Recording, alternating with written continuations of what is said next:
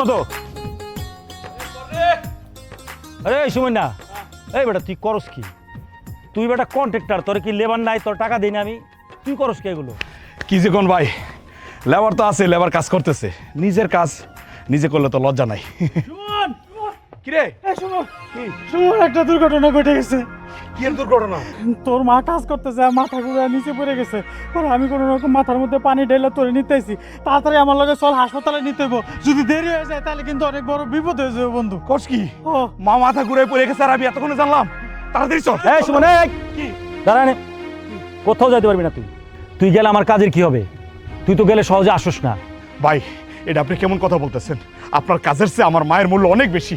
আপনার কাজটা না হয় কালকে করে দিব ভাই, আমি আমার মার কাছে যাই। শোন, তুই যত কথাই কস আমি তোর এখন যাইতে দিব না। তগমতো ছোট লোকদের আমার খুব ভালো করে জানা আছে, এগুলো সব কাজ ফাঁকি দেওয়ার ধান্দা। কি বলতেছেন ভাই?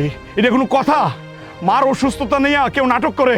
ভাই ভাই ভাই ভাই, আপনি আটকায় না আমার। আমি বললাম তো কালকে করে দিব, দুনিয়ার কেউ আমার আটকায় রাখতে পারবো না। আমি আমার মার কাছে যাই ভাই, কাছে আমি করে দিব তো কইলাম। ভাই, আপনি কিন্তু খালি খালি ঝামেলা করতেছেন। ওর মা যে অসুস্থ এটা আপনি জানেন না? হ্যাঁ, আপনার কাজটাই বড় হয়ে গেল। আপনি কি মানুষ নাকি পশু? এই উমা! তোর এত বড় সাহস, তুই আমার সামনে দাঁড়িয়ে আঙ্গুল তুলে কথা কস? এই ছোট লোকের বাচ্চা, তুই বাইরে হ। এখন তুই আমার বাড়ি থেকে বাইরে হ। আরে সুমন, আমার কাজ শেষ না করে তুই কোথাও যেতে পারবি না। আমার কাজ শেষ করবি আগে। সুমন, তুই কেন আর কাজ করবি নাকি তুই তোর মারে দেখতে যাবি? ভাই ভাই, একটু দয়া করেন। আমার মার যদি একটা কিছু হয়ে যায় তখন আমি কারে নিয়ে বসবো ভাই। ভাই ভাই, একটু যাইতে দেন। এই এই আমার স্পষ্ট কথা শুন, তুই বাঁচবি কি মরবি সেটা আমার দেখার বিষয় না। আমার কাজ দরকার। তোর আমি টাকা দিয়ে আনছি কাম করানোর জন্য, তুই কাম করবি, কাম শেষ করবি, তারপর যাবি। কি কইলেন আপনি? টাকার ভরায় দেখাইতেছেন তো?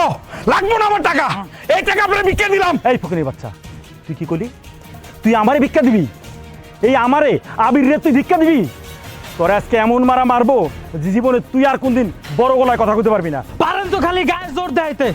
আপনি কি কোনো মায়ের গর্ভে জন্ম নিচ্ছেন? হ্যাঁ, যদি জন্ম নিয়েই থাকতেন তাহলে একটা মায়ের বিপদের কথা শুনে আম করে এভাবে আটকে রাখতে পারতেন না। রাসেল, এত কথা শোনার দরকার নাই। তাড়াতাড়ি এই বেটা দাঁড়া। দাঁড়াইবো কি?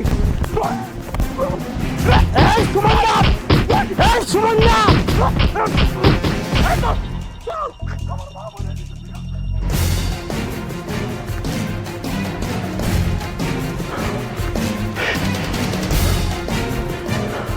শাহেন,